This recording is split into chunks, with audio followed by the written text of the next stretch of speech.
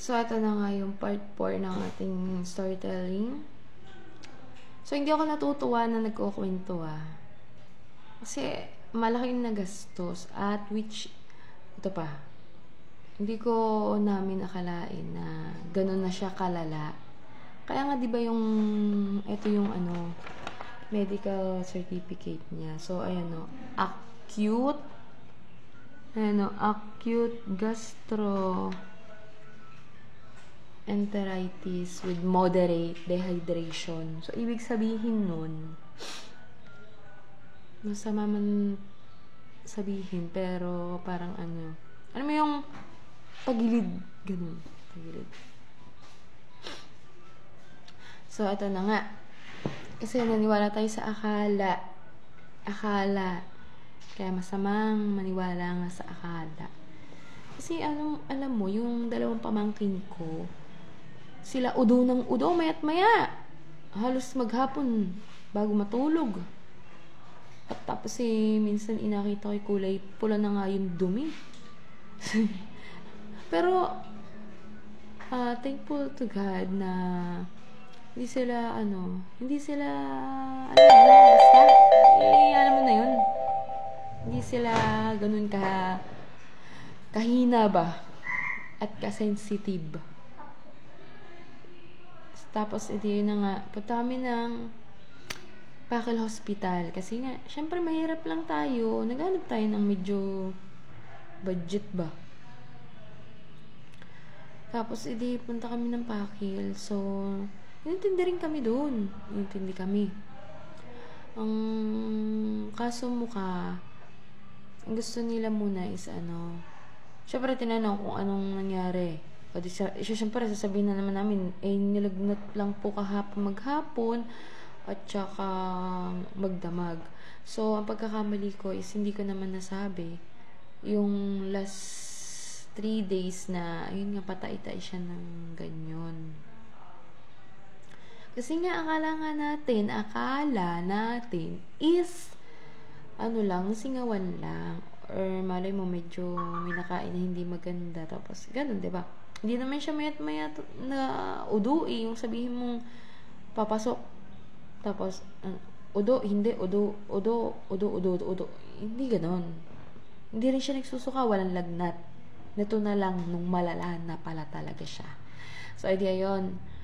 Alas 6, nandun na kami. Naghiga-higa kami dun sa antayan. Kasi sabi nga namin, baka puyat lang.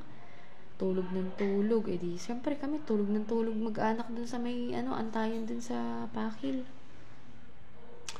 Di, hanggang sa mag-alas 8 na, hindi napapaihi. Ang ginawa namin, kasi nga kabag yung tiyan, is lagi ko pinapahiran naman sa nila kasi nga diba tapos ginawa namin na may mag-asawa is bumili kami ng suppository kasi nga para may chance na kapag ka napadumi na siya is may chance na pag napadumi na siya baka mawala yung kabag ng tiyan, diba di, ayun, nilagyan namin siya sa suppository. Kaso, hindi talaga siya napapadumi.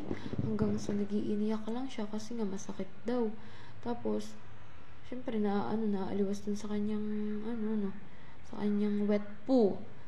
Di hanggang sa, nagdesisyon na kami mag-asawa na sabi ko, doon lang tayo kay Doktora Dada. Patingnan natin, pedya niya. Di nagsabi naman ako dun sa Pakil. Pumasok ulit kami dun sa ospital. So, tiningnan naman siya ng doktor. Tiningnan siya ng doktor doon. Tapos, edi sabi ko nga, Dok, hindi po talaga mapaihi. Anong oras na po? Tapos, edi sabi niya, kayo, pipirma na lang ba kayo? Na uuwi na kayo at ibabalik nyo na lang ang result ng ihi kapag napaihi na. Di sabi ko, sige po, kasi nga, punta nga kami sa pedya, diba? Di, pumirma ako doon na babalik kami kapag ka meron ng ihi. Kasi nga, kumbaga, hindi nila malalaman kung ano yung sakit nga ng anak mo, kung hindi naman, ano, 'di ba? Kasi yung pinakang common kasi dyan muna, bago, pag nilalagnat is baka mamaya may UTI. So, yun. Ay, hindi ko nga nasabi na nag-uudo-udo. Yun. Di, sabi ng doktor is, ganun nga, bumalik na lang kami kapag ka meron ng result ng ihe. At, sabi ko, ba't po kaya nilalagnat? Sabi niya is baka daw naman, ano lang, trangkaso ng bata. So, sabi ko, trangkaso rin pala ang bata. Ano, siguro yun yung mga simpleng lagnat, mga ganun. Yung lalagnatin, tapos mawawala. Di ba ganun naman tayo sa trangkaso natin? Wala namang gamot daw sa ganyan, di ba? Bye, Jessica lang. O, di ba, bye, Jessica lang. Tapos, edi, ayun, umalis kami ng Pakil.